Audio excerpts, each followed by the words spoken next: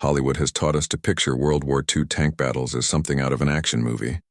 Steel monsters charging across open fields, cannons flashing, and heroic crews fighting duels to the death. Those scenes are dramatic, but they're mostly fiction. In reality, the vast majority of German tanks did not die in glorious duels with Allied armor. They were killed by something far more mundane and far more merciless.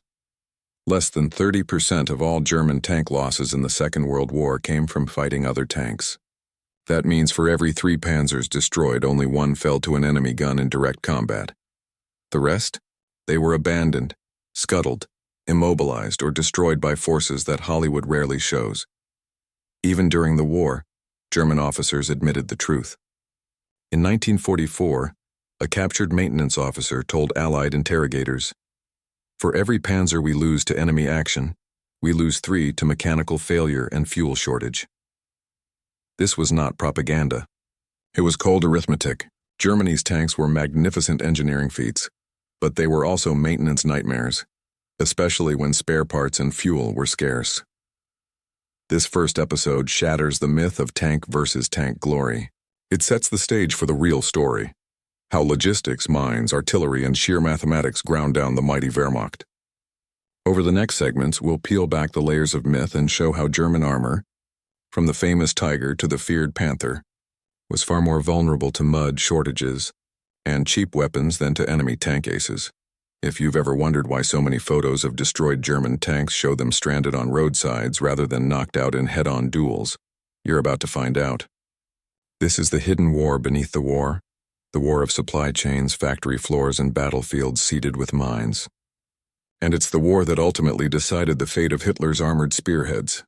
Germany built tanks to win any duel. The Allies built a system to destroy them without ever firing a shot from another tank.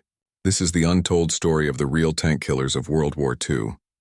If the myth of tank versus tank duels dies in Part 1, the first real killer of German armor steps onto the stage now: logistics. By 1944, the Wehrmacht's own maintenance officers were sounding the alarm. One captured officer, exasperated, told Allied interrogators, "For every panzer we lose to enemy action, we lose 3 to mechanical failure and fuel shortage." It wasn't an exaggeration. It was math. The Tiger Y, Germany's most famous heavy tank, was a marvel of firepower and armor.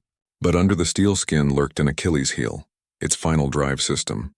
This crucial gearbox needed replacement roughly every 500 miles under combat conditions, even on good roads. But Germany in 1944 was not a country with spare gearboxes lying around. Allied bombing campaigns had turned its industrial heart into rubble. A single Tiger required thousands of precision parts. A Panther tank needed more than 200 different types of ball bearings. When American bombers struck the Schweinfurt ball bearing plants in 1943 and 1944, production collapsed. By the time new Panthers rolled out of the factory, supply lines for their own parts were already broken. Many Panthers simply broke down before they even reached the front lines. German mechanics on the ground saw the absurdity firsthand. One wrote bitterly in his diary, "We have beautiful tanks that can destroy anything, but they're useless because we're missing a 10-pfennig gasket." Fuel shortages were just as deadly. Every Tiger guzzled hundreds of liters of petrol a day. By late 1944, Panzer divisions received barely a fraction of the fuel they needed. Crews drove tanks only at night, hid them during daylight, and stripped broken vehicles for parts to keep a handful moving. Unlike the Allies, who could draw on a vast transatlantic pipeline of spare parts, fuel and replacement tanks, Germany's supply chain was strangled. Factory workers were drafted into the army. Railroads were bombed. Trucks wore out faster than they could be replaced. Each magnificent new Tiger or Panther rolled off the assembly line already on borrowed time. This was the hidden battlefield no movie shows. Mechanics working with scavenged tools under air raid sirens, officers ordering crews to abandon brand new vehicles because no fuel had arrived, and entire armored formations reduced to a handful of running tanks after a week on the march. In the next segment, we'll look at the second biggest killer of German armor, one even cheaper and more ubiquitous than fuel shortages or missing ball bearings. A killer so simple it could be buried in a farmer's field yet cripple a king tiger, the humble landmine. If logistics was the first silent killer of Germany's armored force, the second was even simpler and cheaper. Not Allied tanks, Not airstrikes. Mines. By the middle of the war, the Red Army had turned mine warfare into an industrial art. Engineers estimate that Soviet forces laid more than 200 million mines during the conflict. That staggering number meant that on every road in every field, there could be a deadly surprise waiting for a panzer's tracks. The economics were absurd. A Soviet TM Karyavan anti-tank mine cost only a few rubles and about $3 at the time, but it could immobilize or even destroy a 300,000 Reichsmark King Tiger. It didn't even need to blow the tank apart. One detonation under a track was enough to snap the suspension, rip off a road wheel, or blow out the drive sprocket. In the open Russian countryside or in the infamous spring mud season, a tank with one disabled track instantly became a 60-ton paperweight. The Western Allies saw the same pattern in Normandy. According to U.S. Army statistics compiled after the landings, mines and improvised explosive devices destroyed more German armor than bazookas, anti-tank guns, and tank-on-tank combat combined. German crews dreaded them. One panzer commander wrote bitterly, "We scan the horizon for enemy tanks while death waits beneath our tracks." Every movement became a gamble. Engineers had to crawl ahead under fire with mine detectors. Entire advances bogged down while sappers cleared paths.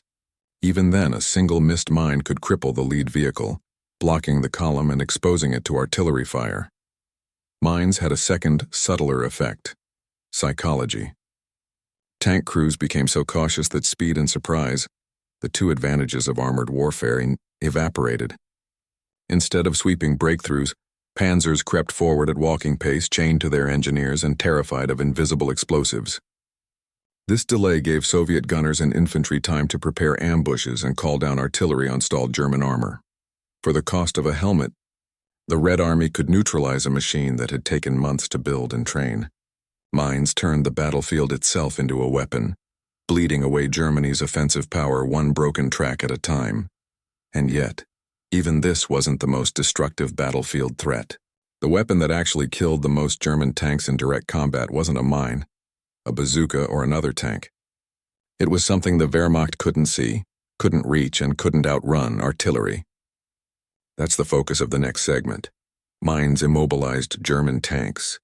Logistics starved them. But when panzers were actually destroyed on the battlefield, it was usually not by other tanks, bazookas, or even airstrikes. It was by something far older and more ordinary: artillery, field guns, howitzers, and heavy mortars, the workhorses of every army, proved to be the most efficient tank killers of World War II.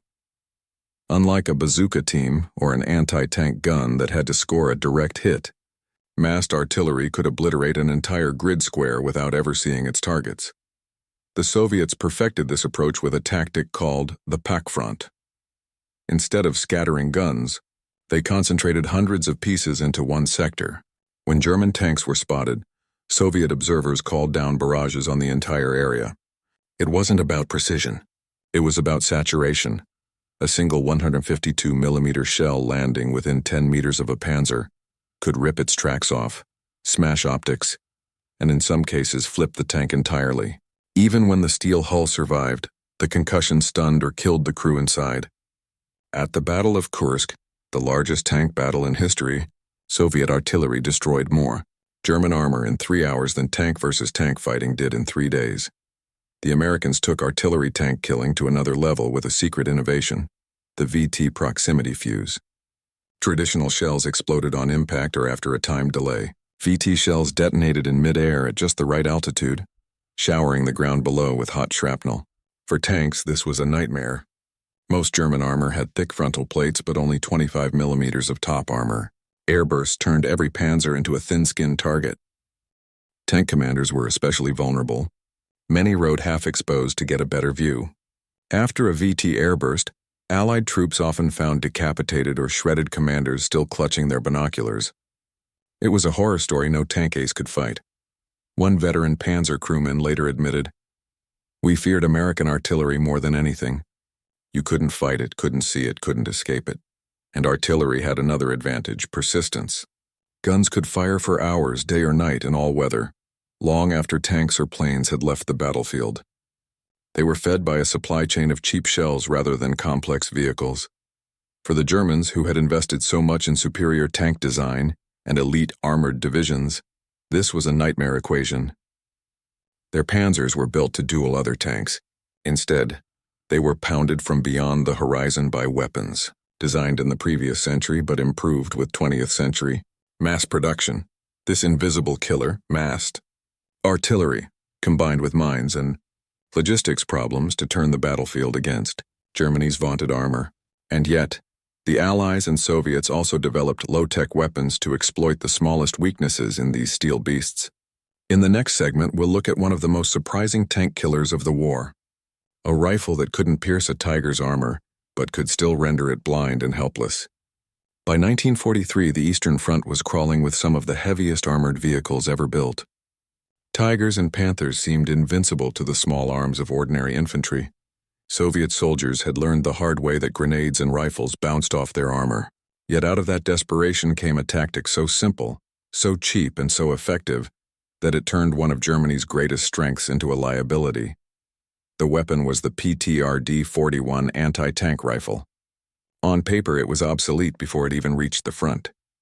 Its 14.5mm round could punch through early war light tanks but had no hope of piercing the frontal armor of a Tiger or even the sloped glacis of a Panther. To many, it looked like a 17-pound piece of useless scrap, but Soviet troops began to experiment. Instead of trying to penetrate armor, they aimed at the tank's eyes, its periscopes, vision blocks, and aiming optics. 20 rounds concentrated on a vision port could shatter the glass, deform the metal, and blind the crew inside. Even if the tank wasn't physically destroyed, it became tactically useless. A blind panzer is a clumsy beast.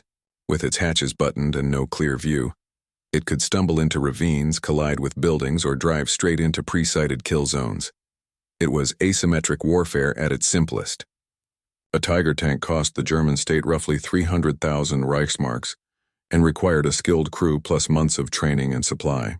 A PTRD-41 cost 193 rubles, a fraction of a soldier's monthly pay, and could be fired by any determined infantryman. The Red Army manufactured 471,000 of them, flooding the front with an inexpensive way to neutralize tanks without actually destroying them. The tactic also had a psychological effect. German crews knew they were being watched by invisible snipers who could shatter their optics at any moment. It forced them to drive buttoned up, hatches sealed, vision restricted. That slowed reaction times and made tanks easier prey for artillery, mines, or close assault engineers. This kind of low-tech ingenuity didn't destroy tanks in the Hollywood sense. No explosions, no burning wrecks, but it robbed them of the very advantage they were built for, mobility and situational awareness. And it highlights a recurring theme of this hidden war: cost asymmetry. The cheapest weapons and tactics often neutralize the most expensive machines. Yet even as Soviet infantry blinded German tanks from the ground, another threat loomed from above. Allied skies were thick with fighter bombers, whose very presence paralyzed German movement. In the next segment, we'll see how the fighter-bomber threat turned roads and open fields into deadly traps for the Wehrmacht's armored spearheads. While Soviet mines and rifles attacked German tanks from the ground, another menace circled endlessly above them. By 1944, the Western Allies had achieved something the Wehrmacht could no longer match: total control of the skies. Every day, British Typhoons, American Thunderbolts, and Mustangs roamed over France, the Low Countries, and later Western Germany, looking for anything that moved. They operated under a system the Allies called cab rank, a rolling queue of fighter bombers orbiting just behind the front. As soon as a forward air controller called in a target, a plane peeled off, dived, and attacked. To German tank crews on the ground, this meant the sky itself had become a predator. The iconic image of this terror is the RAF's Typhoon fighter bomber, armed with rockets and 20mm cannon. In reality, its accuracy was poor. Wartime studies showed that fewer than 5% of Typhoon rockets actually struck a tank. But that didn't matter. The psychological effect was devastating. Crews who had survived mines, artillery, and fuel shortages now had to contend with shrieking engines and exploding ordnance from above. German tank commanders began to hide under tree cover during daylight, creeping forward only at night. Columns bunched up to share the limited camouflage, making themselves perfect targets for artillery, or delaying their own advances. Reports from panzer divisions in Normandy show entire battalions immobilized not by combat losses, but by fear of air attack. Even when no planes appeared, the expectation of a dive-bombing run slowed everything down. Fighter bombers also served as spotters. A circling plane could radio coordinates of a stalled or camouflaged unit to Allied artillery, which then destroyed it from miles away. In effect, the Luftwaffe's collapse turned every Allied aircraft into an extension of the artillery corps, multiplying the lethality of shells on the ground. For tank crews trained to fight duels on open fields, this was a nightmare they couldn't shoot back at. Their 75mm and 88mm cannons were useless against a typhoon screaming past at 400 miles per hour. Flak guns were scarce, and fuel shortages made quick redeployment impossible. "You felt naked," one veteran later recalled. The enemy was everywhere, even in the clouds. Air power didn't rack up huge numbers of direct tank kills, but it strangled movement, exposed units to artillery, and destroyed the infrastructure tanks needed to fight: bridges, rail yards, fuel depots, repair shops. It turned the battlefield into a trap where even a fully functional Tiger could be rendered impotent simply by being too afraid to move. By late 1944, the panzer divisions that had once thundered across Europe were reduced to creeping shadows, dodging not just shells and mines but also the ever-present sound of engines above. This constant aerial pressure completed the attrition begun by logistics, mines, and artillery. In the next segment, we'll look at the brutal mathematics of attrition, the production numbers, the ratios, and the final dark truth about how many German tanks were ultimately destroyed not by the Allies at all, but by their own crews. By late 1944, the German armored force was trapped in a numbers game it could not win. The mythology of tank warfare conjures images of duels between steel beasts, but modern war is less about duels and more about production lines. Tanks aren't just built. They have to be fueled, transported, repaired, and replaced. When any link in that chain breaks, the entire system collapses. Germany built 49,177 tanks of all types during the entire war. That sounds impressive until you compare it with the Allies' output.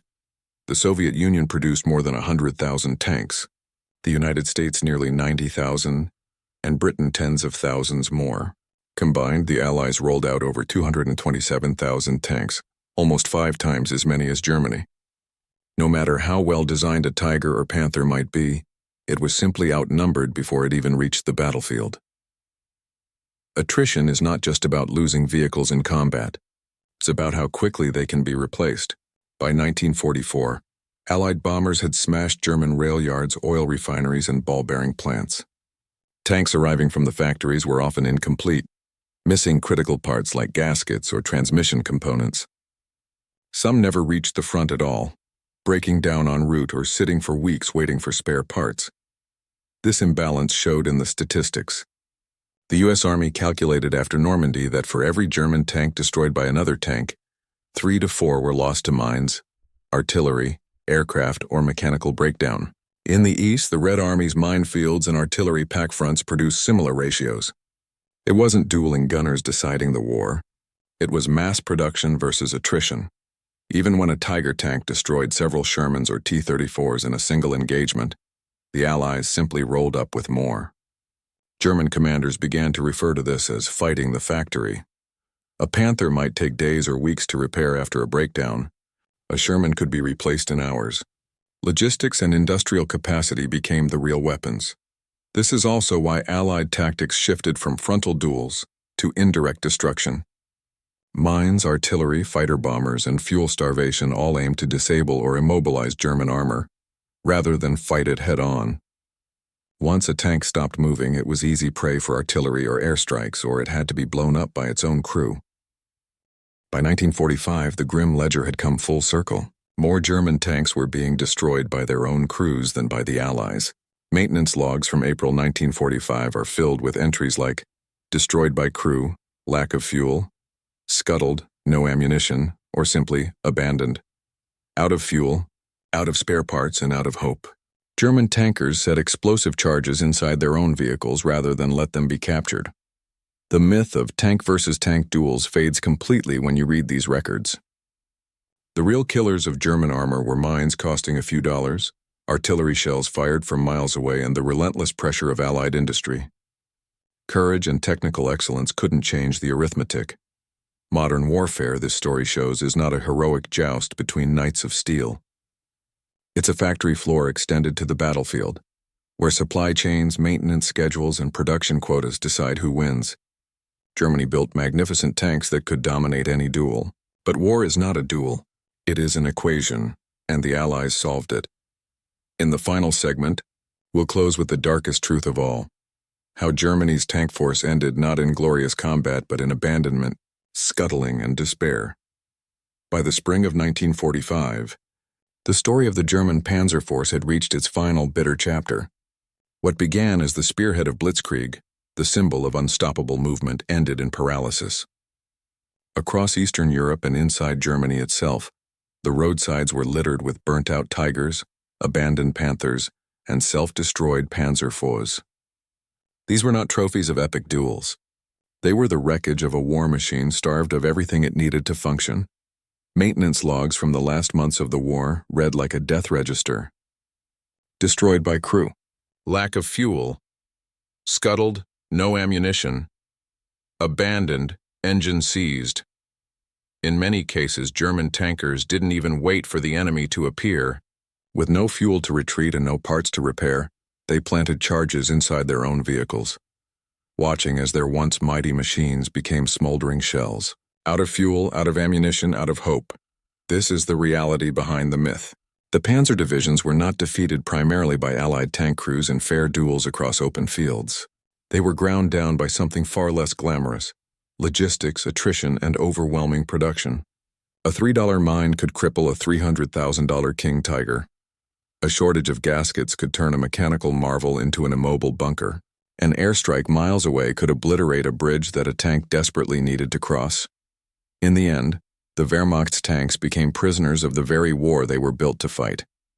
Magnificent in design, deadly in a duel, but helpless against mud, mines, artillery, fuel shortages, and the sheer weight of Allied industry.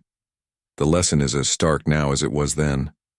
Modern war is not decided by heroic machines or daring crews alone. It is decided by factories, supply chains, and mathematics. Germany built tanks that could win any single fight. The Allies built a system that could win the war. That's why, when the final shots were fired, more German tanks lay destroyed by their own crews than by enemy action. Not by Shermans or T-34s, but by the invisible weapons of logistics and industrial capacity. In World War II, those were the real tank killers.